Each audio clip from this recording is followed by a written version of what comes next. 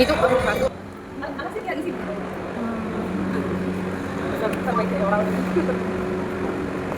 चलिए चलते हैं। बक लिखा है। अरे बारिश हो रही है, ये तो मौसम में ऐसा है।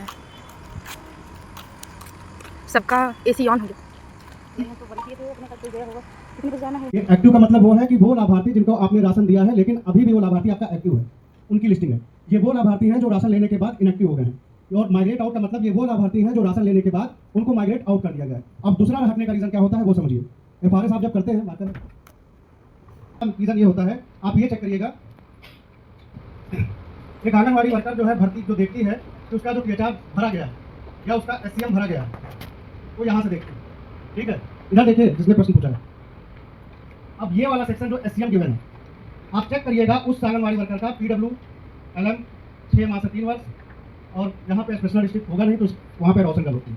ठीक है, आप चेक करिएगा कि एससीएम गिवन में किन कैटेगरी पे बेनिफिशियरी पे क्या नंबर पड़े थे।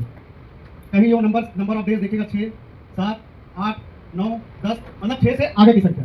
ठीक है, अब 6 दिन का वो एससीएम गलती से मार्क कर देती है पहले से ही उस लाभार्थी का, फिर वो कोशिश करती है कि हम 25 दिन का टीएचआर दे दें। अब 25 में 6 जोड़िएगा सर, 31 दिन का कहीं प्रावधान है नहीं। सिस्टम उठाता है यहाँ पे आपका 25 करता है और फिर आपका 2 सेकंड के बाद फिर 0 हो जाता है। और इसीलिए वो लाभार्थी को आपको लगता है कि आपने टीएचआर भरा और फिर 0 हो गया, और 0 होने का कारण ये होता है आपका। इसीलिए लाभार्थी का कभी भी टीएचआर 0 हो रहा है तो ये चेक कर लीजिए कि उसके जो एससीएम गिवन नंबर है उसमें उसने क्या मार्क कर रखा है, क्योंकि ये बहुत सारे केसेस में है। यूपी में वर्कर को पता नहीं होता है कि किन कैटेगरी को एससीएम देते हैं, किन कैटेगरी को आप टीएचआर देते हैं। टीएचआर केवल आपको इन्हीं कैटेगरी को देना है, लेकिन अगल बगल वो सिस्टम में टीएचआर और एससीएम बगल होने की वजह से वो एससीएम मार्क कर देती है। अगर उसने 6 दिन का एससीएम मार्क करा और 25 दिन का टीएचआर देने की कोशिश करेगी तो ये ऑटो फिर आपका 25 उठाएगा तो, लेकिन आपका 2 सेकंड के बाद 0 हो जाएगा और फिर वो कहती है कि हमने टीएचआर भरा, जैसा कि मैडम आपका क्वेश्चन था, और वो 0 हो गया। कभी भी टीएचआर भरे, 1 को भरे, 2 को भरे, 3 को भरे या 31 को भरे, फिर उसके बाद 1 को भरिए, आपका कभी 0 नहीं होगा। 0 होने का कारण यही होता है। और अगर लाभार्थी आपके नहीं दिख रहे हैं तो आप राशन देने के बाद अगर उसका एफआरएस हो गया है, डिस्ट्रीब्यूशन हो गया है, तो वो 100% आपको नहीं दिखेगा जो भी आपका डिस्ट्रीब्यूशन हुआ है। कभी भी लाभार्थी का आपका ऑटोमेटिक सिस्टम कुछ नहीं होता है कि आप स्वयं एक बार जाकर के देख लें कि केंद्र पे क्या स्थिति है, पानी की क्या व्यवस्था है, वहाँ पे लाइटिंग की क्या व्यवस्था है, या जो भी आपके जितने भी क्राइटेरिया है आपके आंगनबाड़ी केंद्र पे वो है कि नहीं है, अगर है तो किस अवस्था में है।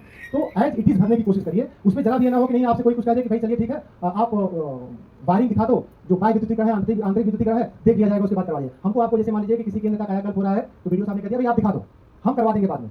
आप लोगों ने भी बहुत सारा काम करवाया होगा, जब निर्माण कार्य इधर शुरू हुआ तो आपको रिपोर्ट मांगी जाती रही होगी। आप वीडियो पंचायत से या वीडियो से ऐसे मिले होंगे आप लोग कि उनसे रिपोर्ट लिए होंगे, भाई हाँ हमारे यहाँ जो भी है आंगनबाड़ी भवन बन रहा है इसमें क्या स्थिति है, रिपोर्ट मांगी जाती है आपको। जी मांगी जाती है। तो उसमें होता क्या कभी कि आपसे बोल दिया जाएगा कि आप ऐसा कर दो फिर हम करवा लेंगे इसको। बिल्कुल नहीं, आपको हमको जब भी जो भी एग्जैक्ट हमारी जो भी वहाँ पे आंगनबाड़ी केंद्र की जो भी स्थिति है निर्माण की, बिल्कुल वैसे ही भरना। आपने भर दिया, भर करके भेज दिया, पता चला कि वह काम नहीं हो पाया तो कहीं ना कहीं हमारी आपकी जिम्मेदारी तय हो जाएगी। और दूसरी चीज़ कि अभी आप लोग प्रोबेशन पीरियड में हैं तो इन सब चीज़ों को थोड़ा सा विशेष फोकस